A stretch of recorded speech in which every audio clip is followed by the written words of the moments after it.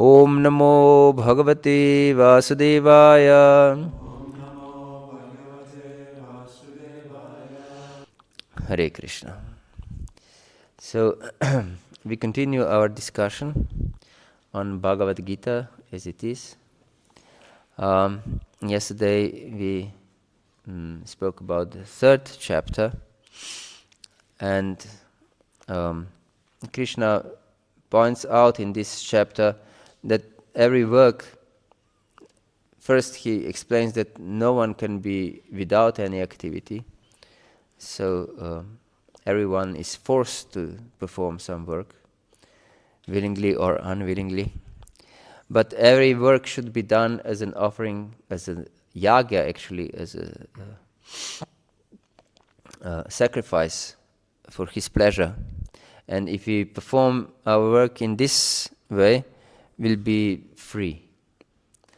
Otherwise, we'll be helplessly bound to this material world.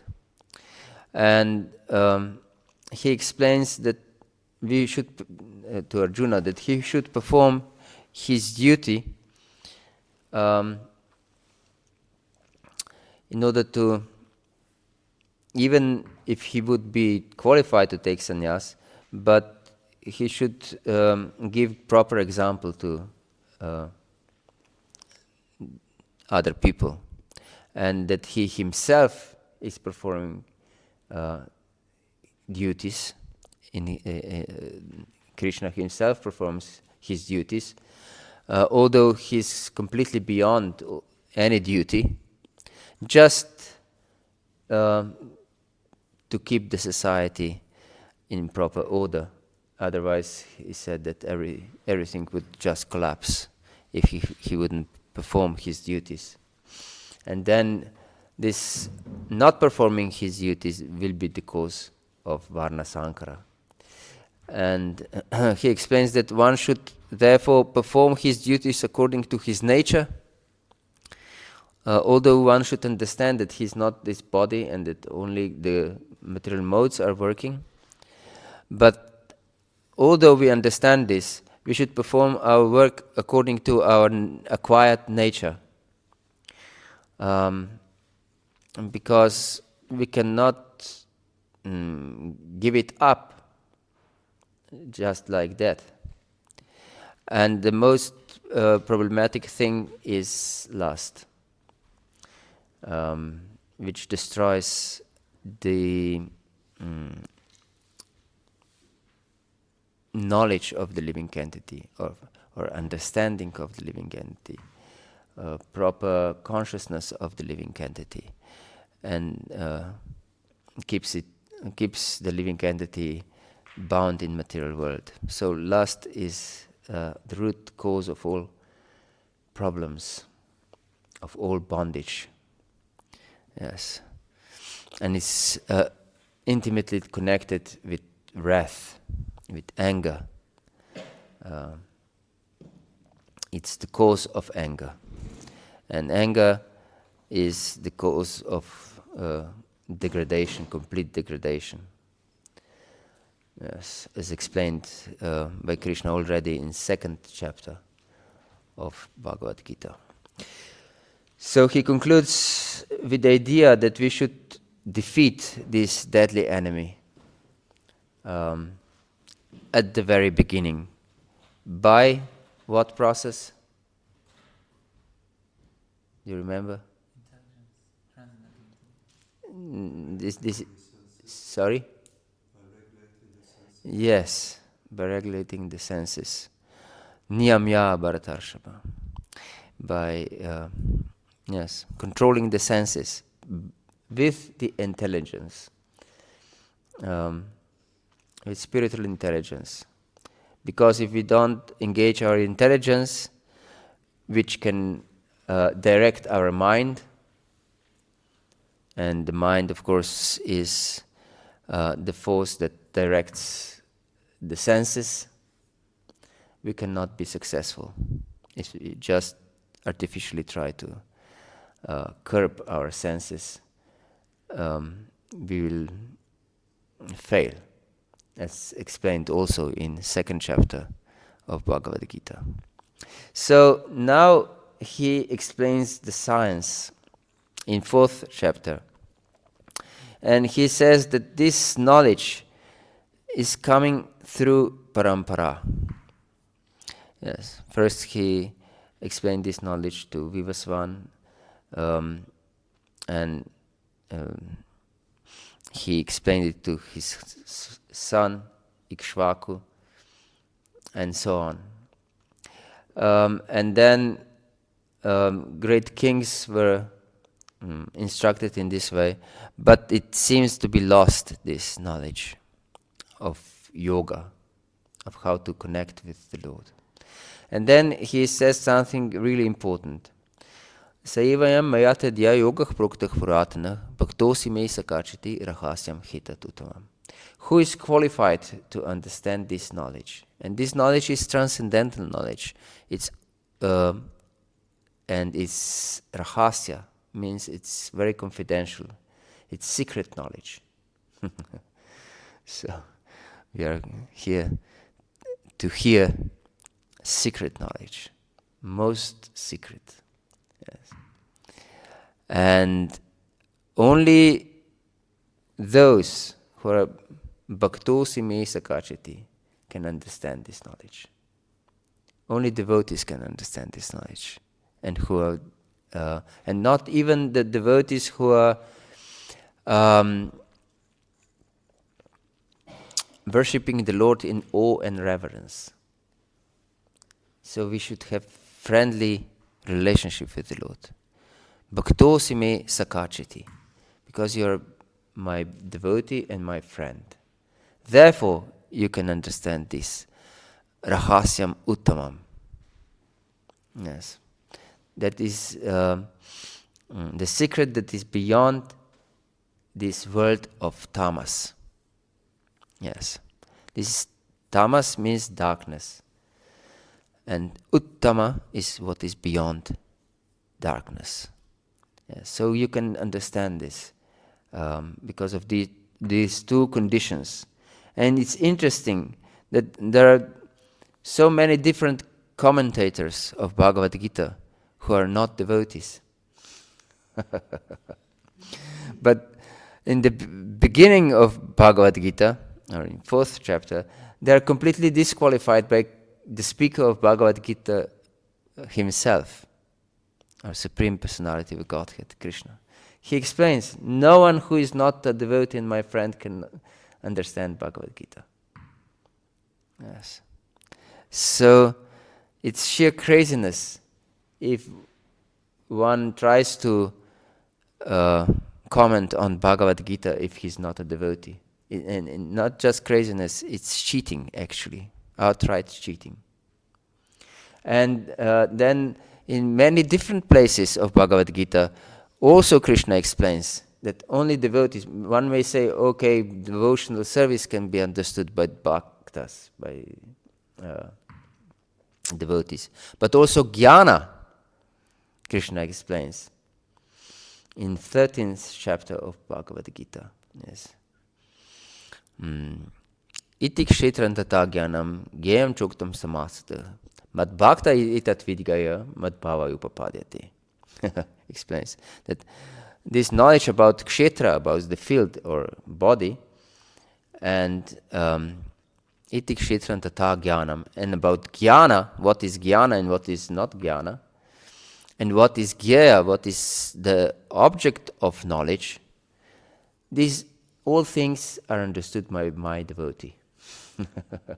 Mad bhakta etat vigaya, mad bhava upapadyate, and he attains to my nature. Yes.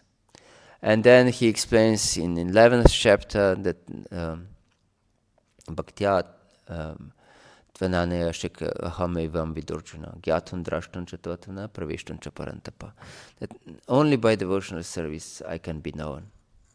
Yeah. By no other means. Only by bhakti.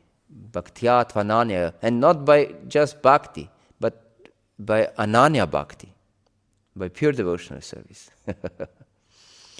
Yes. It's so important. And then, of course, in 18th chapter, also explains this. Bhaktya mama abhijanati yavanyashchasmi tatata tato mam tatvato gyatva vishate tatanandaram. That I can be known only by bhakti. He explains this again and again and again.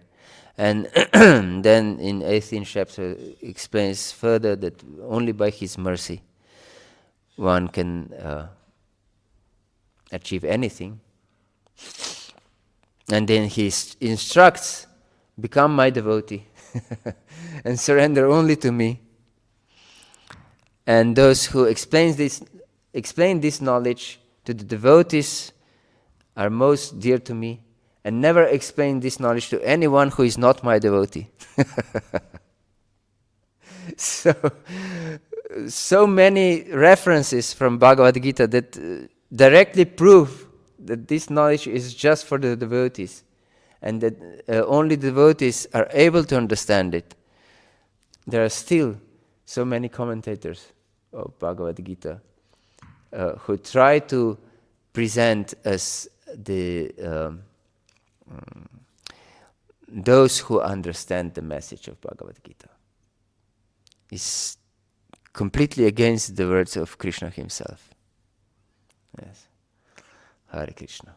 So we should understand this verse of 4th chapter of Bhagavad-gītā, that this, we can say in one sense, one of the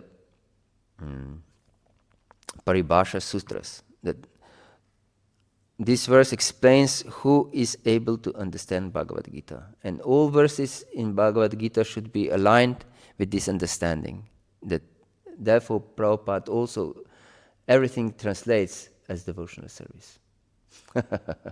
It is bhakti that Krishna explains. Because it is. Only my devotee can understand this. Yeah. Otherwise you will be misled. If you interpret in any other way than bhakti, you will be misled. Yes.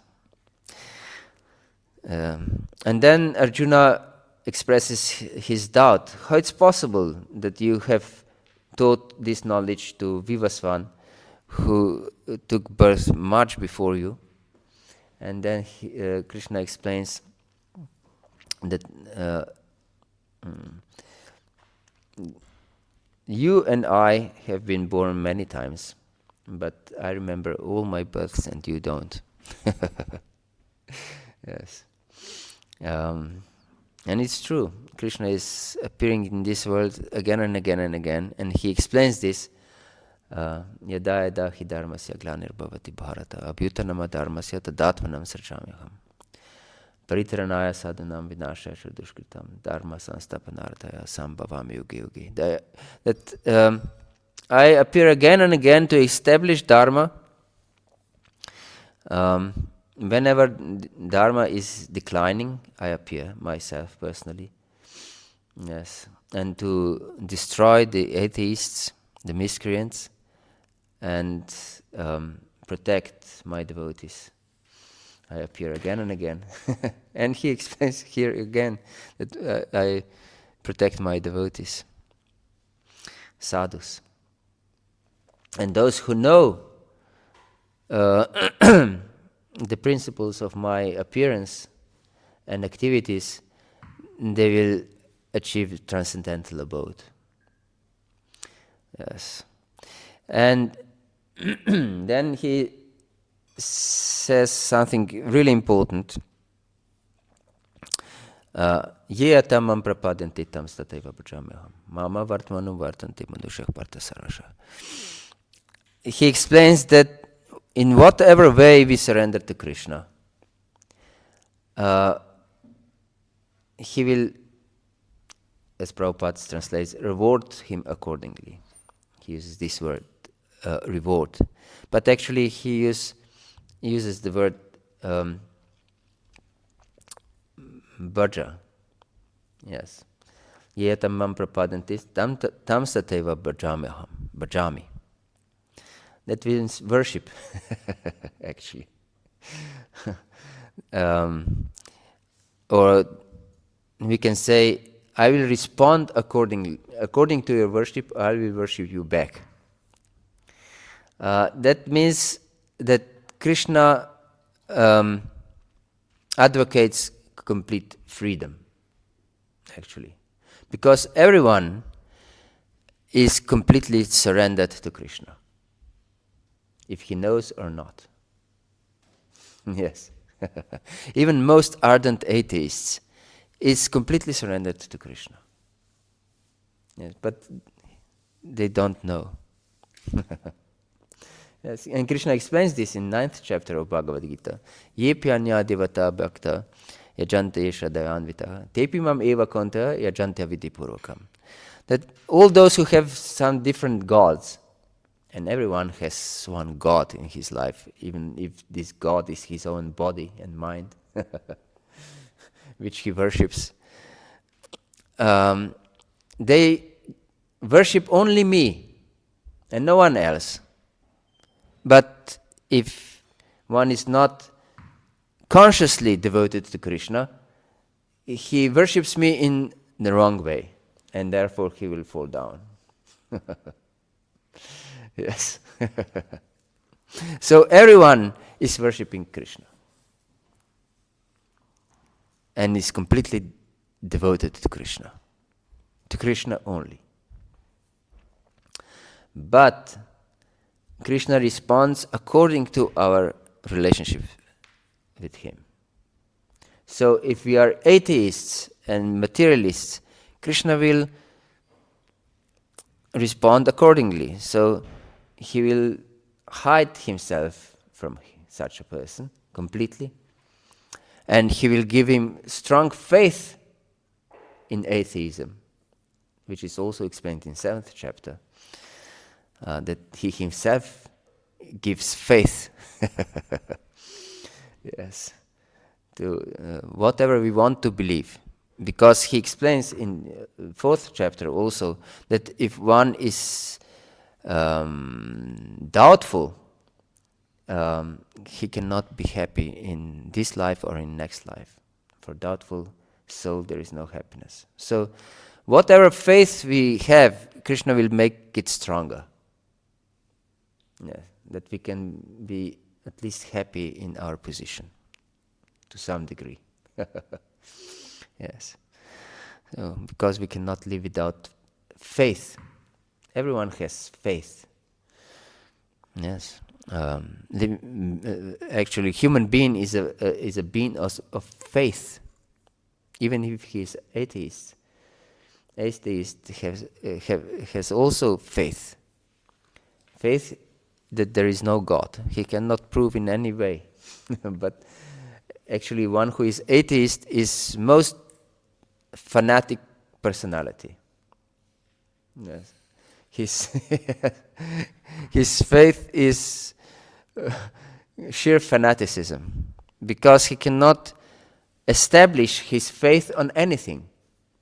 There is no scripture to support his faith, no logic that supports his faith, no science that supports his faith. So he's sheer fanatic. Yes. Blind follower, blind fanatic follower is atheist. Yes. He has blind faith. Yeah. So we shouldn't have blind faith. We should be intelligent enough to seek for the proper source of scientific knowledge. Yes. Therefore, Prabhupada stresses so much that this is a science. This is not faith. This is not religion. This is science. Yes. We shouldn't be religious personalities.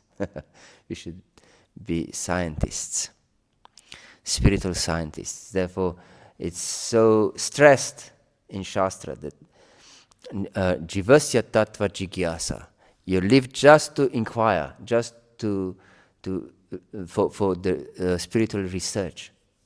Yes, you should be a scientist, not a believer.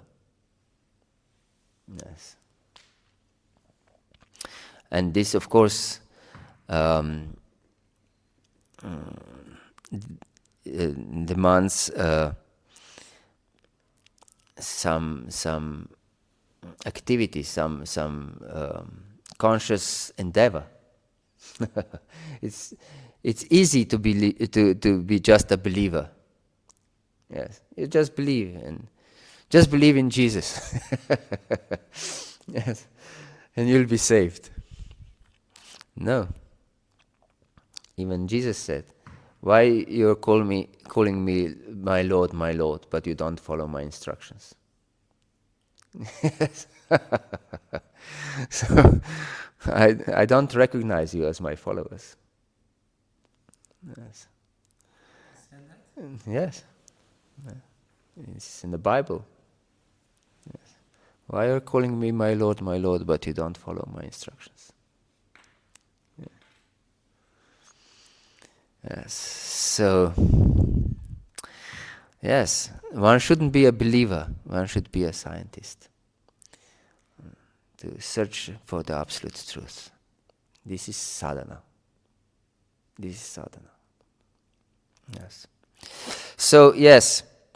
Then Krishna proceeds that, but because not everyone can be immediately on the transcendental platform as you are, because you are my bhakta and my friend. Kangshatah karmanam siddhim yajanta iha devatah kshipram hi manushi muluke siddhir bhavati karmacha. That people usually are fond of material happiness, and therefore they worship different demigods. And by this process, very quickly attain their desired goals. And therefore, I have divided this society to different varnas. Chatur varna mayashashtam, guna karma vipaksham. According to guna and karma, or quality and work, not according to birth. This is stressed very much by Prabhupada in many different places.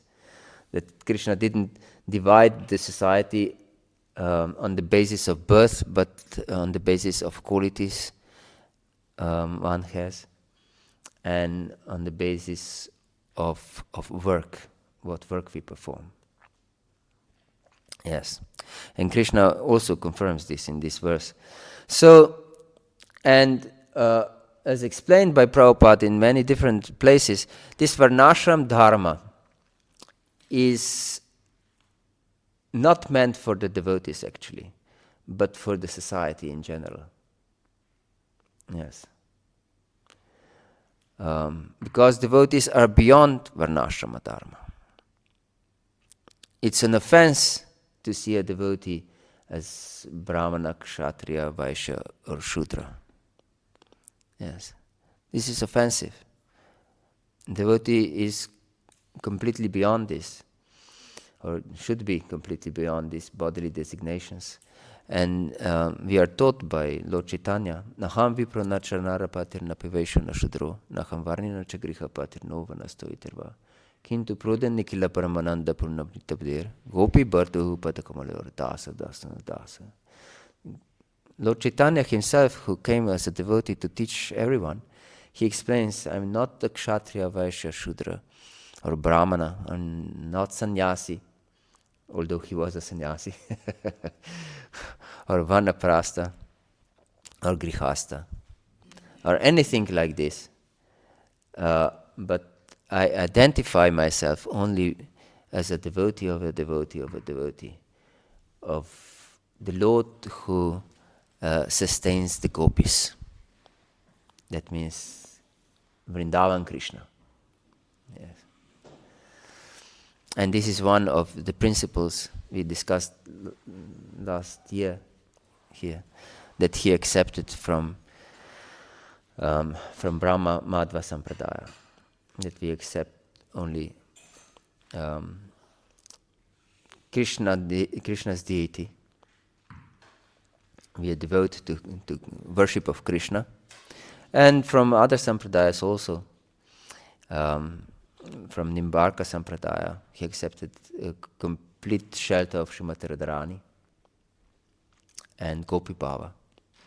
So we should understand that we as followers of Lord Chaitanya, this is our aspiration.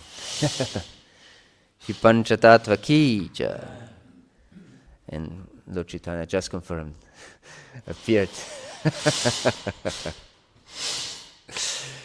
Yes. So, and then he points out again and again and again, actually, that you should perform your duty, you should perform your duty. And by following the duty, great personalities have achieved perfection. Again, he stresses this, although he already stated this in the 3rd chapter.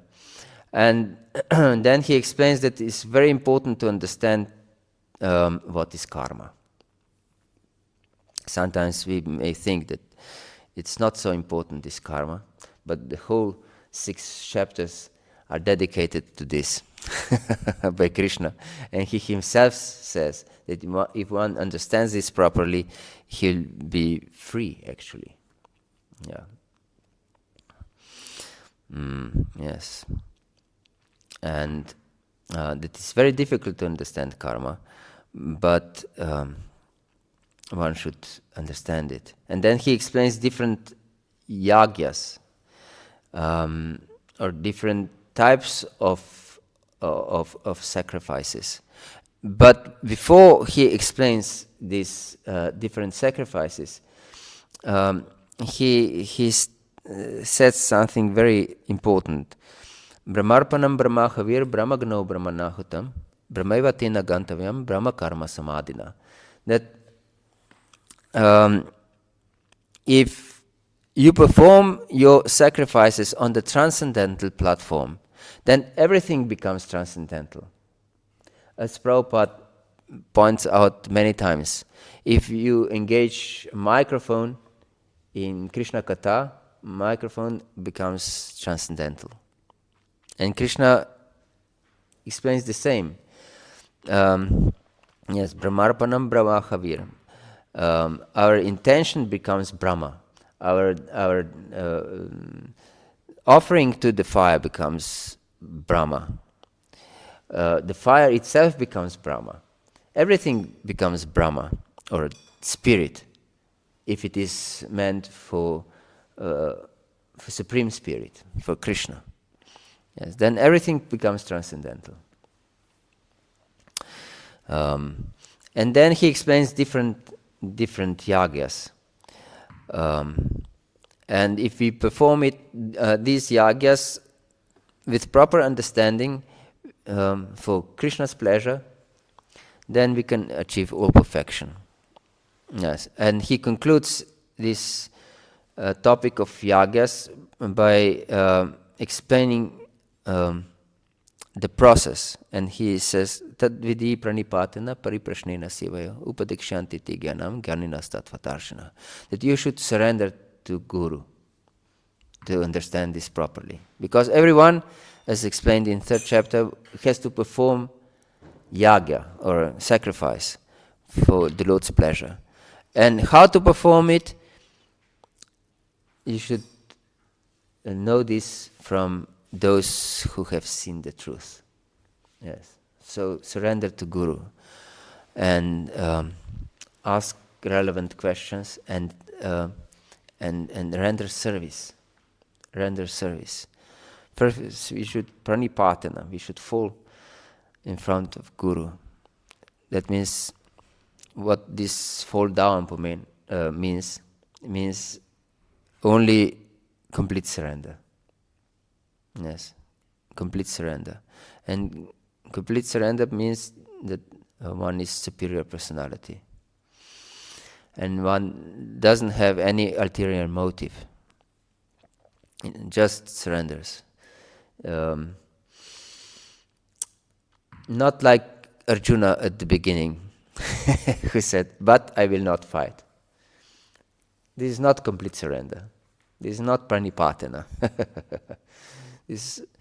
This means I have my ideas at what is right and what is not right.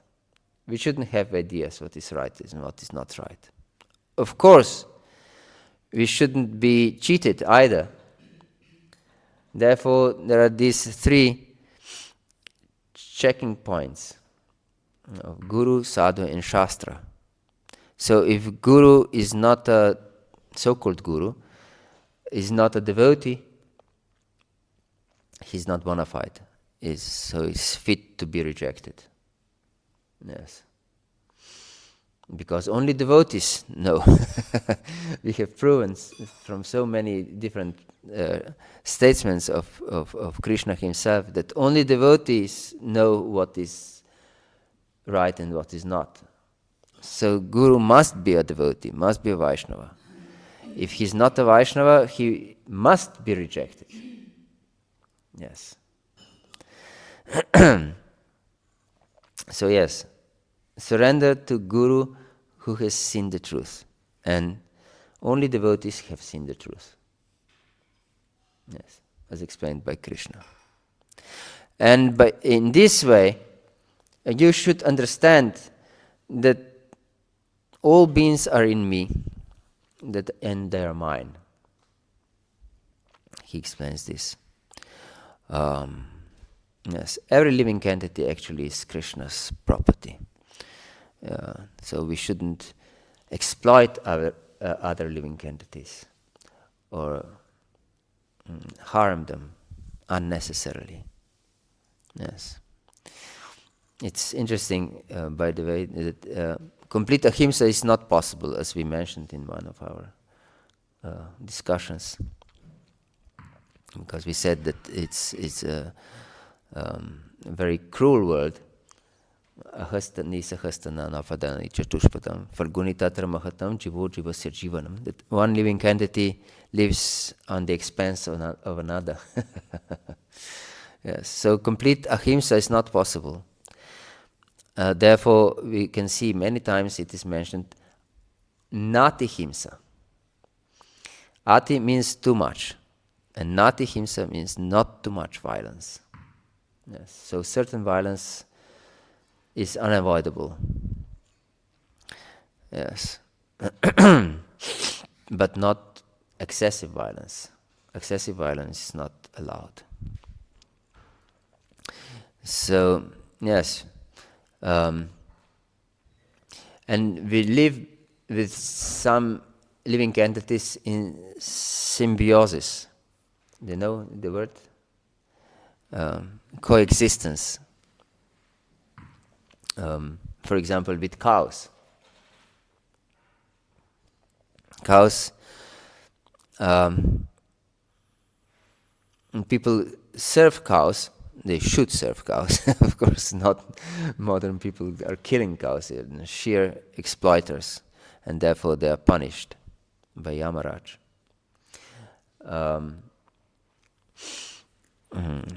People should protect cows and give them food.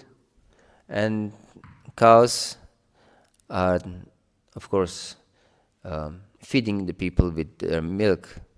And if the society is traditional, also the bulls are engaged in some proper work, tilling the land and so on, and other things. Yes.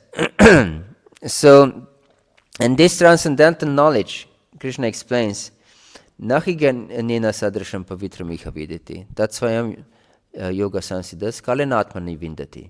That nothing is more pure than transcendental knowledge in this world.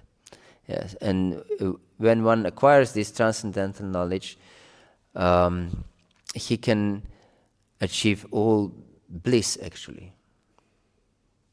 Yes, and this transcendental knowledge, as confirmed, is bhakti. Again, it's bhakti. Nothing else than knowledge of bhakti. Yes. So, and then he concludes for the soul who is full of doubts, he cannot achieve any peace nor happiness in this world. And therefore you should rise above these doubts with transcendental knowledge and fight. Yes. And then Arjuna in the next chapter, in 5th chapter, is confused again. And he doesn't know if Krishna propagates sannyas or work. He doesn't know still. He didn't understand. And he's asking about sannyasam karmanam Krishna punar-yoga chasashasi. First you're saying that we should give up work, and then again you speak about yoga, how to connect all work with worship. So please tell me what is really for my benefit. And then Krishna explains, sannyasa karma yogascha nikshayasa karobho tayostu karma sannyasat karma yoga vishishyate. That both giving up work and yoga, or working for the Lord's pleasure, lead to perfection. But yoga is better than giving up work. Yeah. And then he gives first definition of sannyasa. Gyaksanitya sannyasi yona dveshti na kankshati nirandandvohi mahabaho sukham bandhat pramuchati. He explains that gyaksanitya sannyasi, know that one is eternal sannyasi, nitya sannyasi, yona dveshti na kankshati.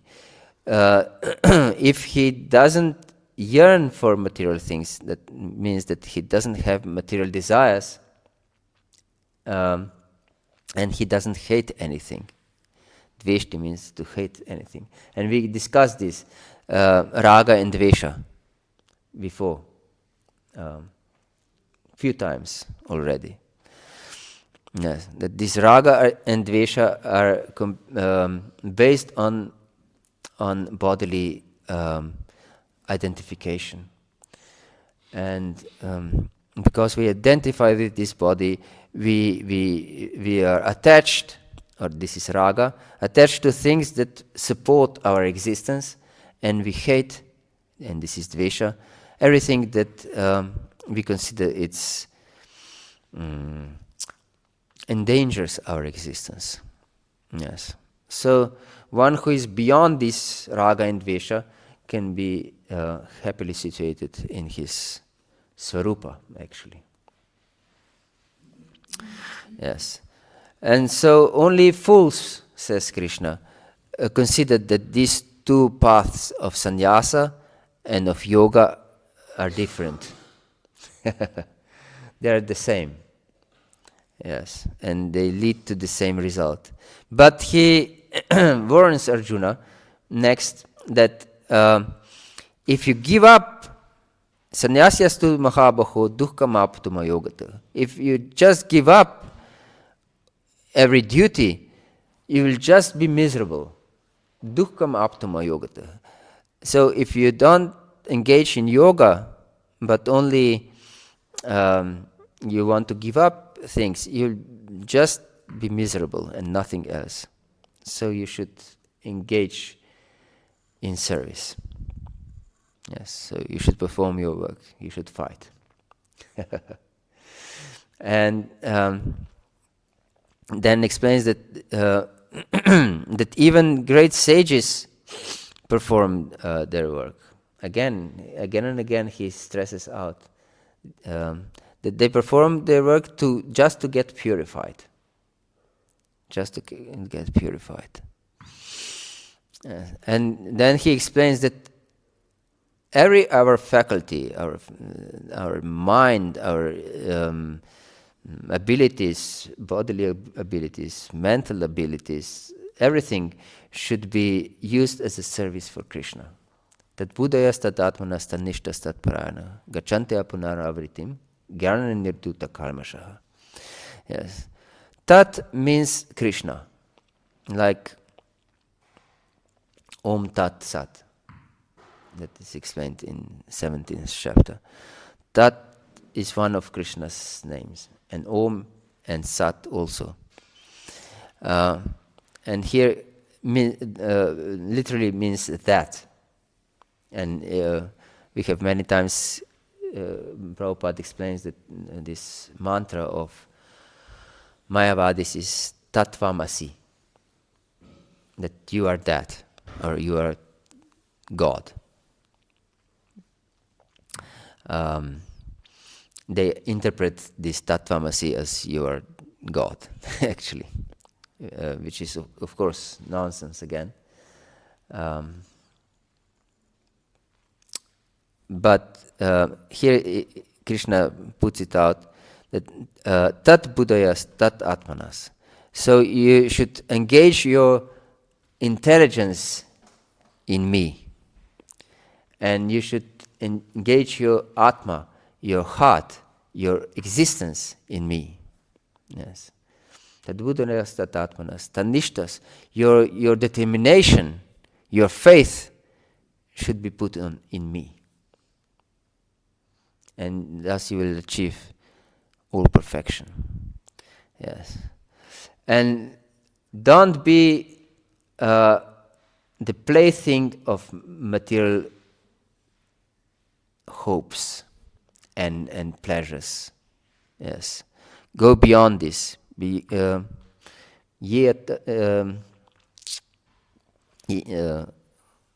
what's the verse? Yehi sansparshasha bhoga dukkha yona evati adyantavanta kontena tesharamati buddha.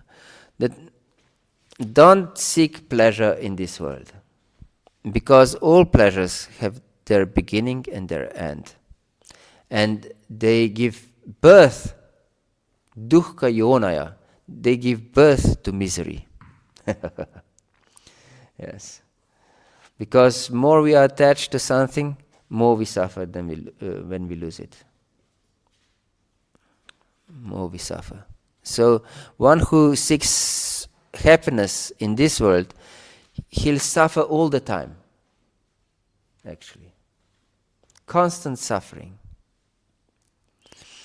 From all different sources. Because if we want to be happy in this world, then we compete with others who want to be happy in this world, isn't it? And therefore we'll have so many enemies in this world. And we can see just what is happening in this world. There are enemies in war against each other all the time.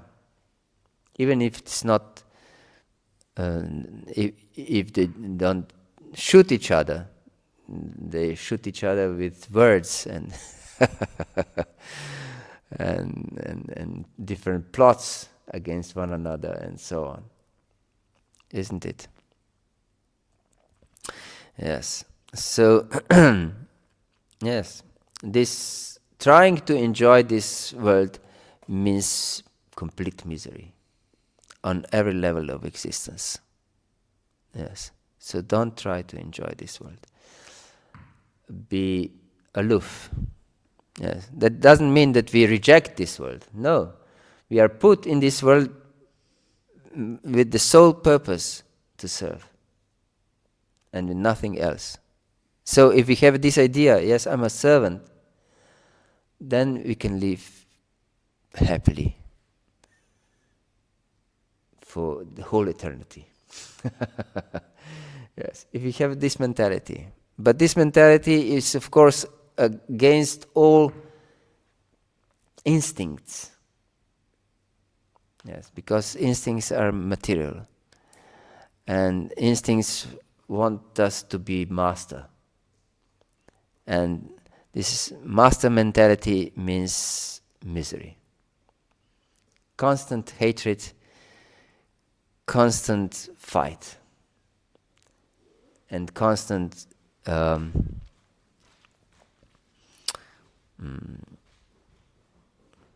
despair and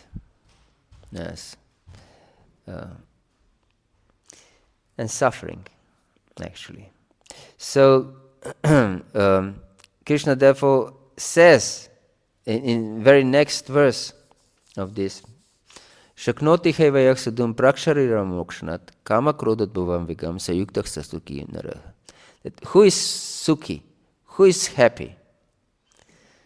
Yes, before he says that dukkha yona, if one wants to be happy in this world, he will just suffer. But in next verse he explains who is sukhi, who is happy. And he says, Shaknoti hevayak sudum prakshariram mokshanat. One who is able to tolerate these urges of kama and krodha. Shaknoti hevayak prakshariram mokshanat kama krodat bhavam vigam. And other these urges of the body. If one is able to tolerate before death, prakshariram mokshanat. So before we give up our body, if we become masters in this one art to tolerate urges of the body.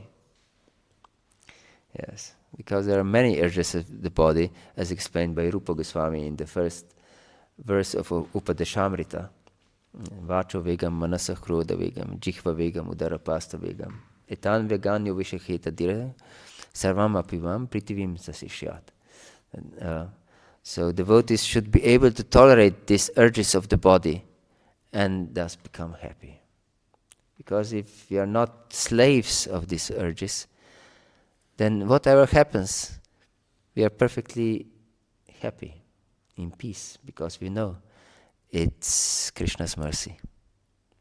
And Krishna explains this at the end of 5th chapter and says, Bhoktaram yagatapasam sarvalokam maheshwaram sukhridam sarvabhutanam gyatvam shanti richati. Yes, you should know that I'm the well-wishing friend of you, of every living entity.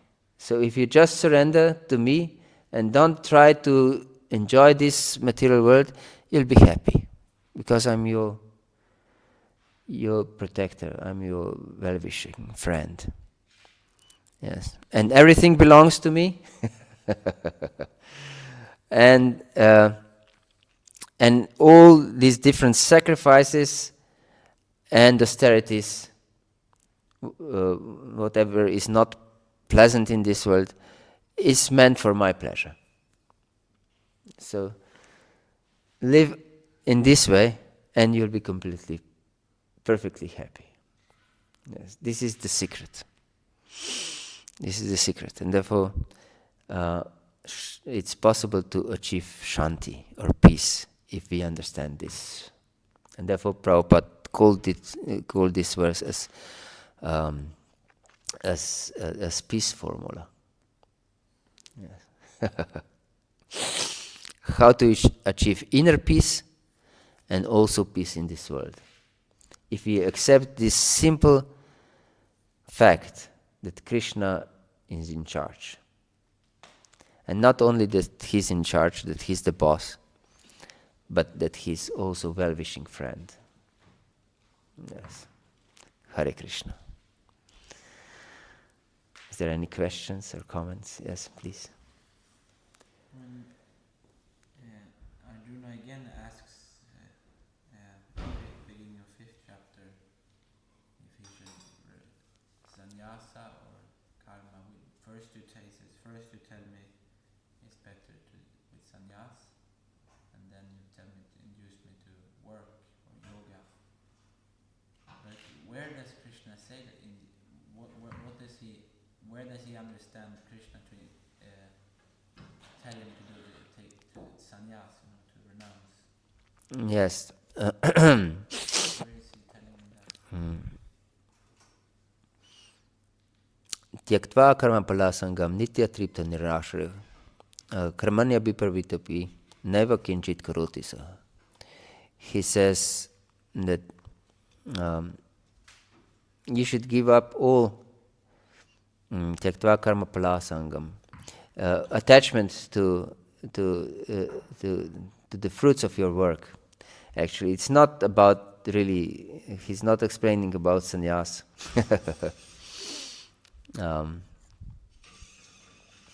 In 4th chapter. But he can be wrongly understood by Krishna.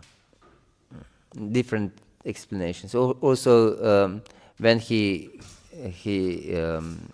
at the end of 3rd chapter, Krishna doesn't wait for another question. He explains further on in 4th chapter. So, yes, some statements could be wrongly understood, but Krishna doesn't explicitly say that you should take sannyas or that you should refrain from work. He never says this. But Arjuna didn't understand deeply what Krishna is saying. And of course, Krishna purposefully put Arjuna in this situation because many times we can see that people don't really listen and misunderstand many statements. And I believe everyone have this experience. You may just have said something and then they put the question which shows clearly that they didn't understand what you have just told them. And they try to prove something that you have just proven. Yes, this happens many times in lectures.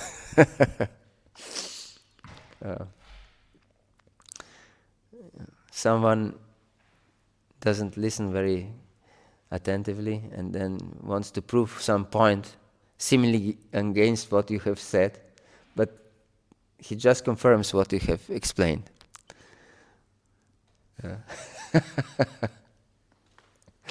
Yes, when you have many lectures, you experience like this sometimes. So it's same happened here. Arjuna is not clear what's going on, and so he's asking about this. Yes. Hare Krishna. Yes, please. About knowledge and transcendental knowledge, or pure knowledge. What is what? For example, just to come to when you analyze the world, you come to the conclusion. Okay, Krishna is there, and my position is in relation to Krishna. It's with a certain relationship. What knowledge is that? Is that pure knowledge, or is it? What kind of knowledge is that? Is it transcendental knowledge, or is it just knowledge? Knowledge? Austerity and knowledge. This is Sorry? like supporting bhakti. It's very close in relationship to bhakti. Knowledge. Yes, knowledge is a natural outcome of bhakti. It's not that knowledge is independent from bhakti. It is explained in the beginning of Srimad Bhagavatam. Vasudeva Bhagavati bhakti-yoga prayojita janayatya shuvairangyam jnanam chayata hetukam. So bhakti is the one who janayatya shu, and very quickly, vairagya, unattachment, detachment from this world, and jnana. So pure knowledge is transcendental knowledge, because in the modes of goodness, there is no pure goodness. In these modes of material nature, there is no pure goodness. So there is no pure material knowledge, or knowledge devoid of bhakti, that would be pure. Then it is impure knowledge, if it is devoid of bhakti. So pure knowledge, really pure, means knowledge of bhakti. Who is Krishna? Who am I? Yes. And what is the process of achieving Krishna? That means sambandha gyan, and abhidaya gyan and prayojana gyan. Yes. This pure knowledge. That I know who am I, who is Krishna, what is this material world, what is spiritual world. This sambandha gyan. What is my eternal position? What is Krishna's eternal position? And then we should know what is our goal, what is prayojana, what we try to achieve, and of course abhidaya, what is the path to achieve perfection from the point where I am standing now to the point where I want to reach. There's already this attitude of wanting to know is kind of bhakti then. Yes. Before the knowledge, Before the knowledge, yes, Krishna explains that there are 4 types of living entities that approach him, and one is acquisitiveness, desire to know. But one should be pious, and then he turns to Krishna. Otherwise, if he is not pious, chaturvida bhajanti mam janah sukriti narjana. Those sukriti, they surrender to him, either because of one or another reason. Artha jigyasu or artarti jnanicha bharatarshava. Yes, either they're distressed or they're inquisitive or wanting to have wealth, or if they are jnanis, that means that they have profound spiritual knowledge already. So yes, this pure knowledge means bhakti. Pure knowledge means bhakti. Yes. Yes, please. In this verse, you're just saying that bhakti, result of bhakti is vairagya And jnana. and jnana. It seems like sometimes jnana is used as instead of vijnana, or because in some places it's jnana means like you have the information, but vijnana is when you actually realize it Yes. and live it. And this verse seems like, although it says jnana, it seems like it would be vijnana that you get. Yes, jnana. And what is the question? Yeah, because sometimes jnana seems to be used Also as vijnana. although it's Yes, jnana, and exactly. you should understand it then Yes, in context. yes, Yeah. exactly. Some words are used in different contexts. Because as in every language, every word has many meanings actually. Rarely you can see that word has exclusively one meaning, but have many meanings.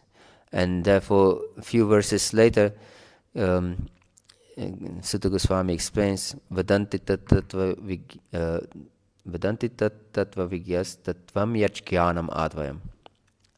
He speaks about advaya jnana, or absolute reality. Yes, one, or consciousness. So jnana doesn't mean only knowledge, means also consciousness, means vijnana also. or realized knowledge. Everything can be included in jnana also.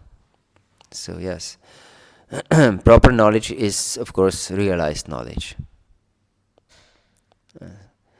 Doesn't mean only the theoretical knowledge. But if you want to really specify the difference between realized knowledge and just theoretical knowledge, we can use both terms, as jnana and vijnana. Yes. Hare Krishna. Anything else? Srila Prabhupada ki jai, Gaur Bhakta Vrinda ki jai, Srimad Bhagavad-gītā ki jai, Nitai Gaur Pramanandi, Hari Hari Bol. Please accept my humble